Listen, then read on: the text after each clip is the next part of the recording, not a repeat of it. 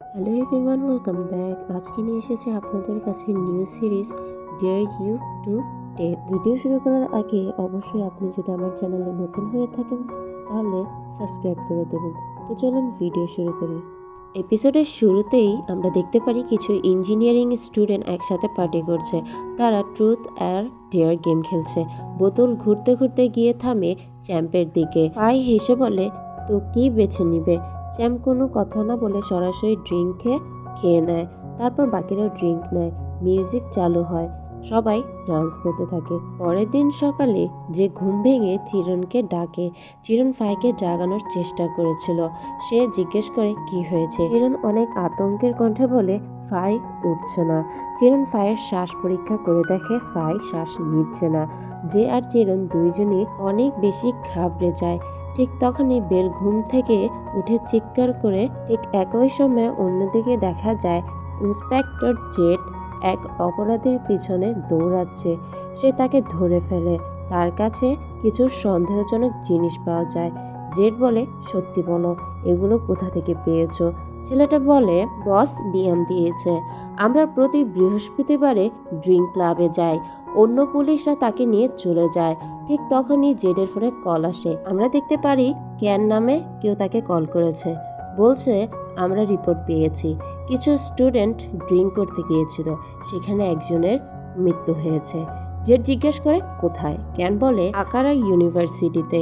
আর এই কেস আমাদের কমান্ডার ডন দিয়েছেন, আর সেখানে একজন এমপির ছেলেও ছিল। এরপরেই জেড বলে ঠিক আছে, আমি আসছি। ক্যান আরও বলে একজন নতুন ইন্সপেক্টরও এসেছে। জেড জিজ্ঞেস করে যে বিদেশ থেকে এসেছে। তারপর জেড বাইক নিয়ে রওনা দেয়। সে রাস্তায় এসে একজনকে দেখে গাড়ি ঠিক মতো চালাচ্ছে না। জেড তাকে গাড়ি থামাতে বলে। গাড়ির কাছে গিয়ে জেড রাগ করে বলে, এইভাবে গাড়ি চালাচ্ছেন কেন? ছেলেটা জানালা নামায়। তাকে দেখে জেড কিছুক্ষণের জন্য থমকে যায়। ছেলেটা অনেক বেশি হ্যান্ডসাম।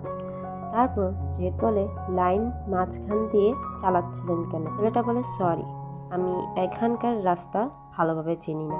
জেড বলে, এই অজুহাত চলবে না। আপনি কি ড্রিঙ্ক করে গাড়ি চালাচ্ছেন? ছেলেটা শান্তভাবে বলে, আপনার কথা কি শেষ হয়েছে? জেড বলে, এখনো না। এরপরে আমরা দেখি যে ট্রাফিক পুলিশের চালান বের করে বলে, লাইসেন্স দেখান। ছেলেটা লাইসেন্স দেখায়। জেড পরে বলে, কামিন বিয়াসাক। কামিন জিজ্ঞেস করে, অফিসার আপনার নাম কি?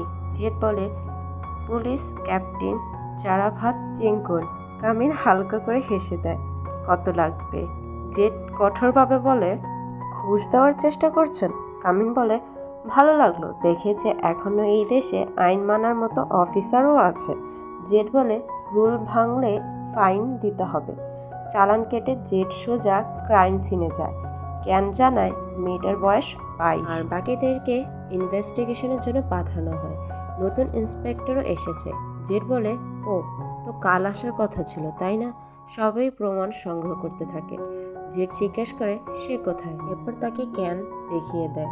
জেড পিছনে তাকিয়ে দেখে নতুন ইন্সপেক্টর আর কেউ নয়, সেই হচ্ছে ক্যামিন। অ্যাকচুয়ালি ওর নাম ক্যামিন আর কামিন, যেটাই হোক আমরা ক্যামিন বলেই ডাকবো। তো নেক্সট সিনে আমরা দেখি ক্যামিন জুনিয়রদের দ্রুত রিপোর্ট বানাতে বলে।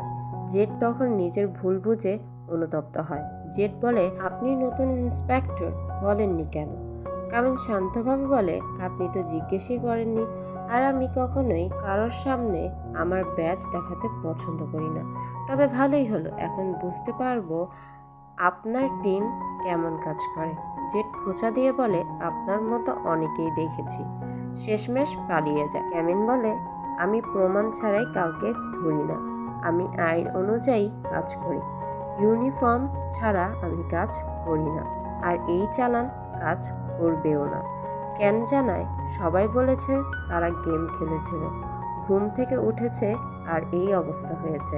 ক্যামিন বলে, সবার ব্লাড টেস্ট করাও। এরপরে আমরা দেখি জেড আর একটা ভেঙচি দিয়ে বলে, মুভির মতো কাজ করেন নাকি? এক নজরে বুঝে যান। ক্যামিন বলে, আপনি বেশি মুভি দেখেন।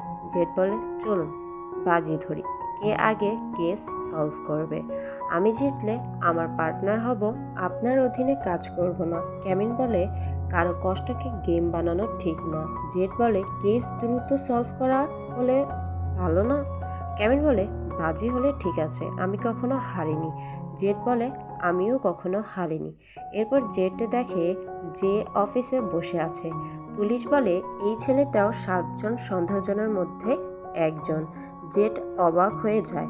ঠিক তখনই ক্যামেরন বলে, দেখো, তোমার ভাইও কিন্তু এখানে সন্দেহজনকের মধ্যে একজন।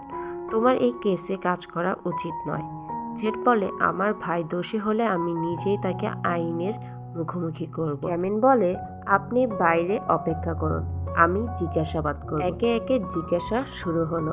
ড্রিঙ্ক, ঝগড়া, ভয় পাওয়ার, সত্য লোকানো, অনেক কিছুই। তো কেমন হয়েছে এক্সপ্লেনেশন ভিডিও অবশ্যই কমেন্ট করে জানাবেন। আর এই এপিসোডটাকে আমি 2টা ভাগে ভাগ করেছি। নেক্সট পার্ট দেখার জন্য আমাদের চ্যানেলকে সাবস্ক্রাইব করুন। Thanks for watching everyone.